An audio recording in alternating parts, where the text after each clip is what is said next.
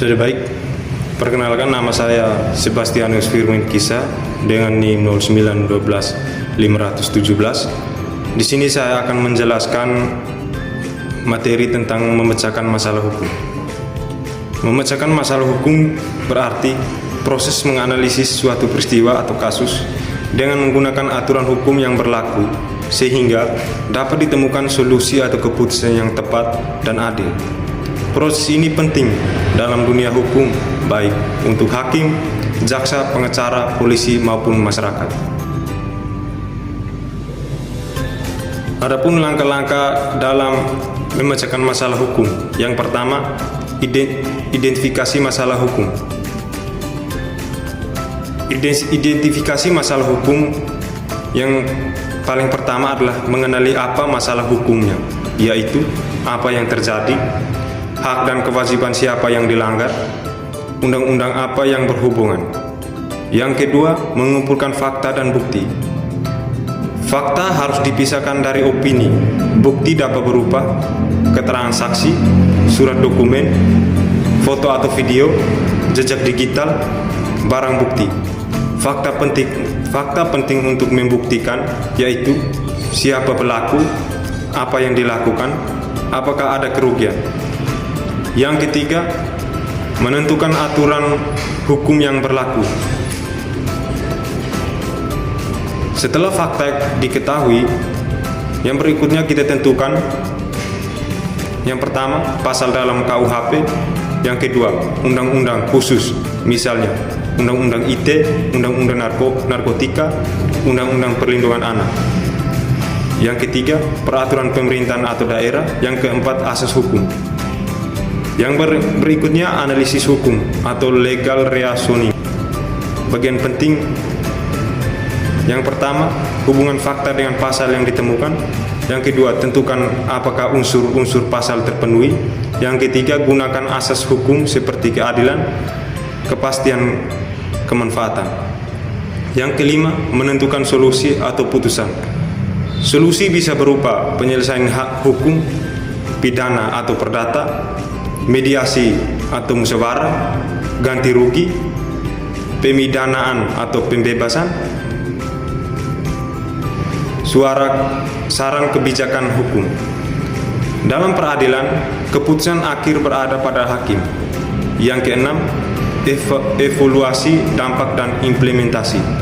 Solusi yang diberikan harus bermanfaat bagi masyarakat, memberikan keadilan, tidak merugikan pihak lain, bisa dilaksanakan. Sekian penjelasan saya tentang materi tentang memecahkan masalah hukum. Sekian dan terima kasih.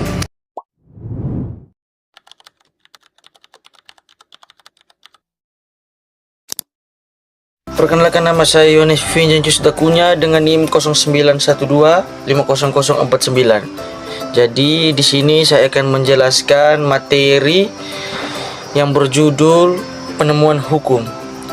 Jadi penemuan hukum itu adalah inti dari ilmu hukum yang bertujuan untuk pemecahan masalah, dalam kurung problem solving, dengan merumuskan masalah-masalah sosial menjadi masalah hukum yang dapat diputuskan misalnya oleh hakim. Proses ini secara spesifik dikenal sebagai konkretisasi atau individualisasi peraturan hukum yang bersifat umum, dalam kurung dasolen, agar dapat diterapkan secara tepat pada peristiwa nyata atau dasein. Dalam praktiknya, penemuan hukum melibatkan dua sistem utama. Yang pertama itu sistem otonom atau terikat pada jurisprudensi atau putusan sejenis. Dan kedua itu sistem heteronom, dalam kurung berdasarkan peraturan perundang-undangan, di mana praktik di Indonesia merupakan kombinasi dari keduanya. Jadi penting untuk dicatat bahwa penemuan hukum tidak hanya sekedar penerapan, tetapi juga melibatkan penciptaan dan pembentukan hukum. Untuk melaksanakan tugas ini, hakim menggunakan berbagai sumber hukum.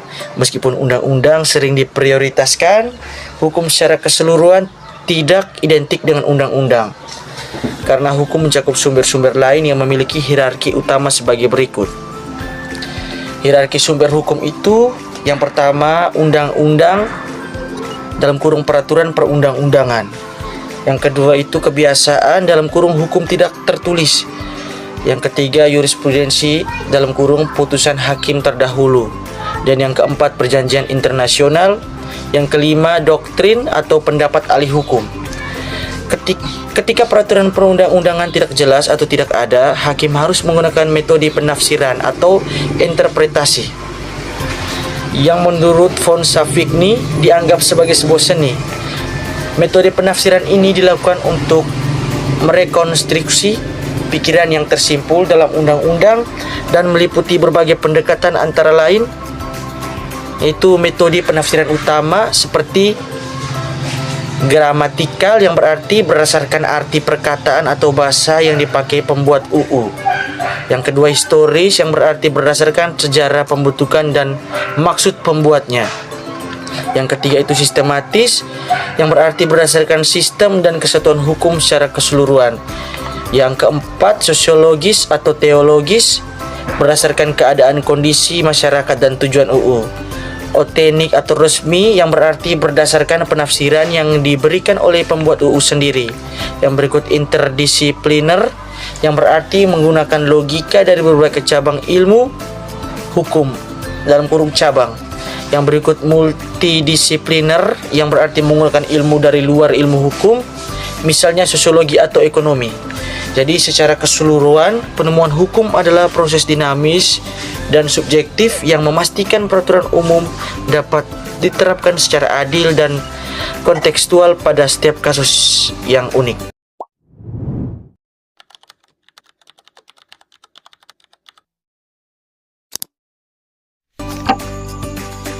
Perkenalkan, nama lengkap saya Yusuf Mitak, NIM 0912500007.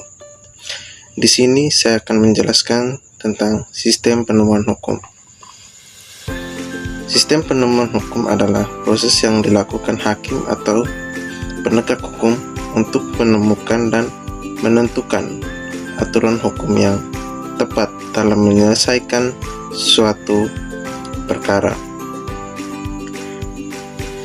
Ketika aturan hukum tidak jelas atau tidak lengkap maupun belum ada, proses ini sangat penting karena tidak semua kasus sudah diatur secara eksplisit dalam undang-undang. Yang berikut ada beberapa sistem penemuan hukum, yaitu hukum yang logis. Sistem ini menggunakan logika untuk menemukan hukum yang tepat. Yang kedua, sistem penemuan hukum bebas. Hukum yang diperbolehkan membuat norma hukum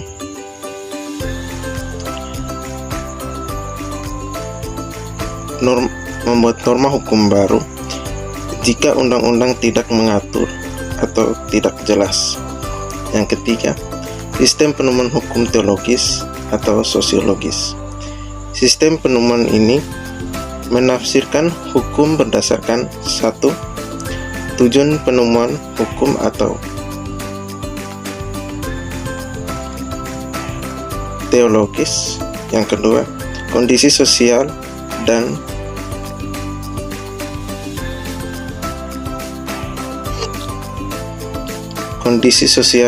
kebutuhan masyarakat atau sosiologis.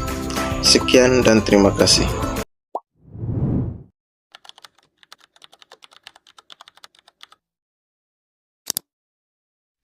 Baik, di sini saya akan menjelaskan tentang sumber-sumber penemuan hukum.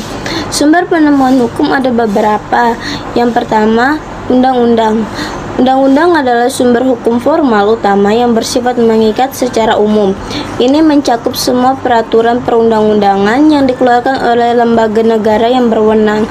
Contohnya seperti Undang-Undang Dasar 1945, Ketetapan MPR, dan peraturan pemerintah, juga yang lainnya.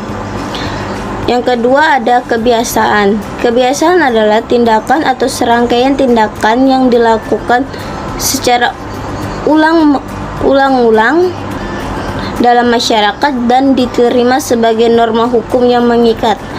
Dalam kebiasaan ini ada syarat menjadi hukum.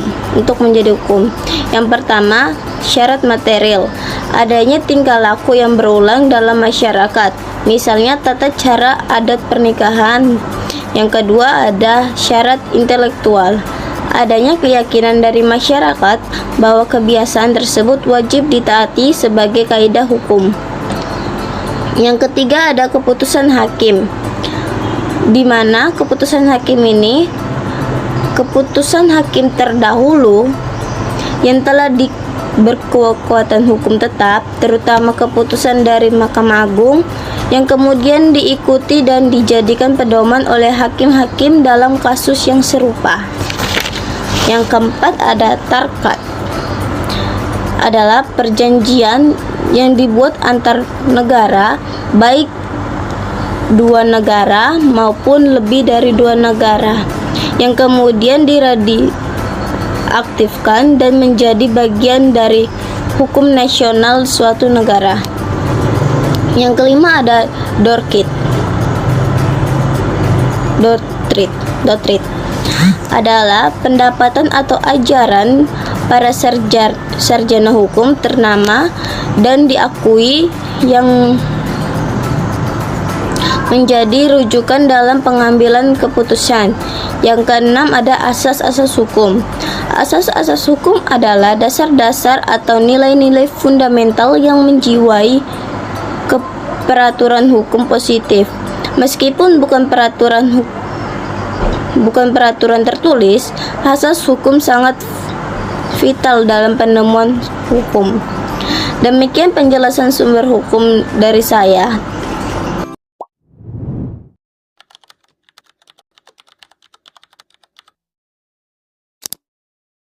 Selamat pagi, nama lengkap saya Ikris Putra Wondo, NIM 0912538. Jadi di sini saya akan presentasikan bab 7, kemudian mata kuliah pengantar ilmu hukum.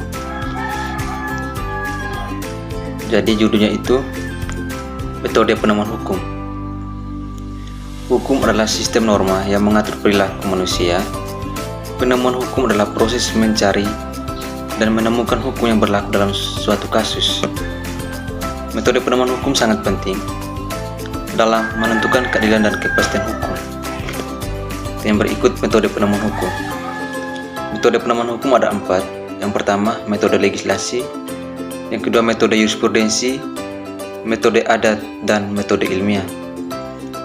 Yang pertama, metode legislasi. Metode legislasi adalah hukum dibuat oleh lembaga legislatif. Contohnya itu undang-undang atau peraturan pemerintah. Dan yang kedua, metode jurisprudensi.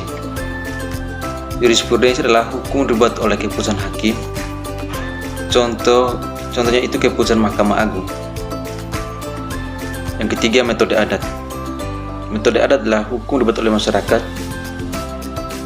Contohnya itu hukum adat dan hukum Islam. Metode ilmiah.